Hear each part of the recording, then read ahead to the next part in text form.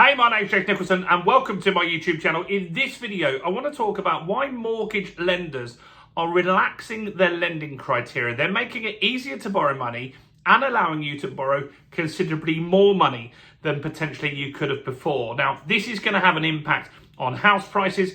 This is going to have an impact on people that maybe couldn't get a mortgage that now could as well. So if you're new around here and you haven't done already, do make sure you subscribe to the channel over there and hit that bell notification. We're on the way to 44,000 subscribers, and let's get some more views on this video. How do we do that? Simple. Smash like, tickle like, do something to the like button. That really helps with the YouTube algorithm, and I really appreciate everybody that does that.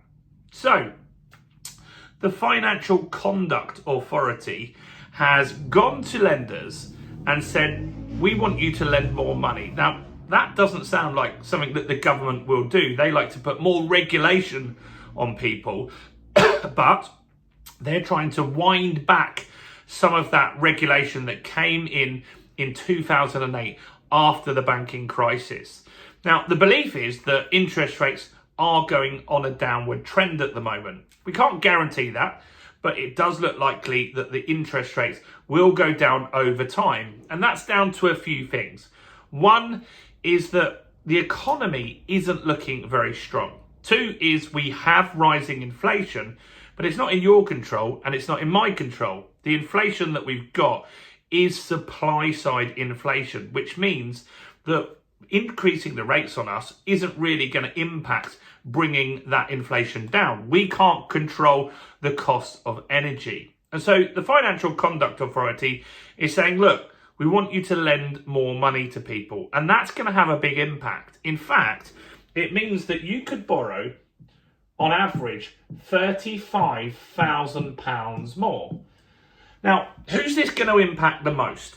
The biggest sector that's going to get hit by this the most is first-time buyers. First-time buyers are expected to really benefit from having this additional money because they've just been hit really hard by the stamp duty.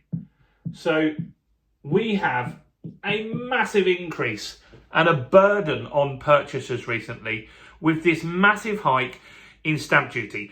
In fact, it was something that was already there. It was temporarily reduced and it was let expire. But now first-time buyers have been hit really hard with these additional costs on stamp duty. And that meant that some of them were just wiped out and not in the market. Now, the expectation is that by relaxing mortgages and lending criteria, that we could get as many as 80,000 additional first-time buyers in a 12-month period. And we need that right now because the first quarter of this year, the housing market was absolutely booming. We did 500,000 transactions in just 3 short months, which is brilliant. But now it's really slowed down. And so we're expected for the next 9 months to just do another 500,000 transactions. So if we can bring some additional first-time buyers into the market, 80,000 would really help to getting that property market moving again. And what we're seeing is that there are lots of listings at the moment. In April and May, we had record listings of new properties for sale. And that was at a time when the market was slowing down. Now, we did have a period in May where there was a little bit more of an influx of buyers based on the fact that interest rates had dropped and job data, while it's getting worse, is still fairly strong. So what are they doing with the stress tests? Well, when you get a mortgage at the moment, you are stress tested that you can afford that mortgage if rates went up to 7.5%. So if rates went up to 7.5%, with the salary you've got, with the outgoings you've got, with the income and expenditure you've got, could you still afford that mortgage?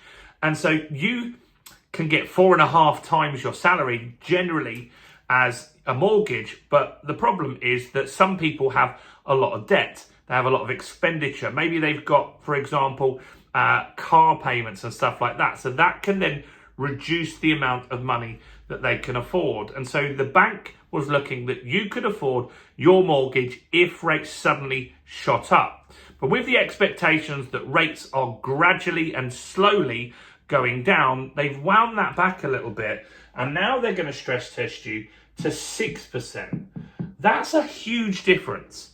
And that will mean that more people will qualify for mortgages and more people will be able to borrow more money. Now, what this also means is that people can come into the market and potentially offset some of those stamp duty costs by maybe getting a lower deposit mortgage. You might think that that's not smart, but that might be what gets them into the property market and out of the rental market. So that could be something that incentivizes some first-time buyers in order to get them to buy a property. And that's what the government wants to see here. You see, the market slowing down isn't great for the government either, because they make a fortune on stamp duty. Record collections in the first quarter this year, but obviously now that's slowed down significantly. So if they could do anything to pump the market and get it going by relaxing the regulation a lot, that could be a good thing. Now, some people will worry about that, because does that mean we're going to go into a 2008 situation?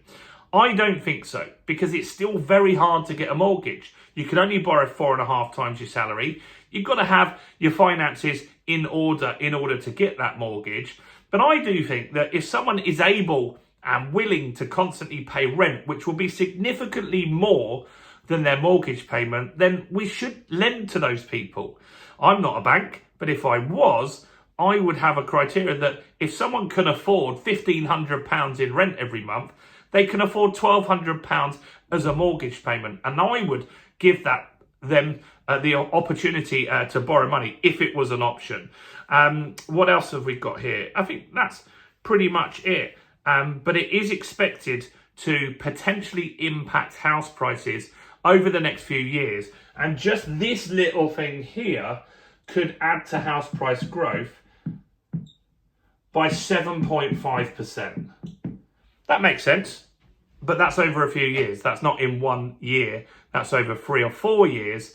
So you're looking at 1.5% maybe a year in that period of time, where this will increase house prices for sure. And that might be on the backdrop that if we didn't do this, house prices would have crashed, and they still could. But this will benefit and maybe stop the crash being as big as it could have been. So let me know what you think about this. Are you a first-time buyer that's ready to jump into the property market and you're going to get involved now? Or are you still waiting for house prices to come down? And I'd like to mention as well, tomorrow morning, I'm going to have a video. I've been on TV for the first time. I was on Talk TV this afternoon, and I've recorded that, and I'm going to put that out as a video in the morning so you guys can watch and see the interview where I was interviewed about the Rachel Reeves spending spree that she's had and the impact on social housing and that like. So do make sure you subscribe and hit the bell to watch that. Do check out all the other content as well on the channel, including this video right here.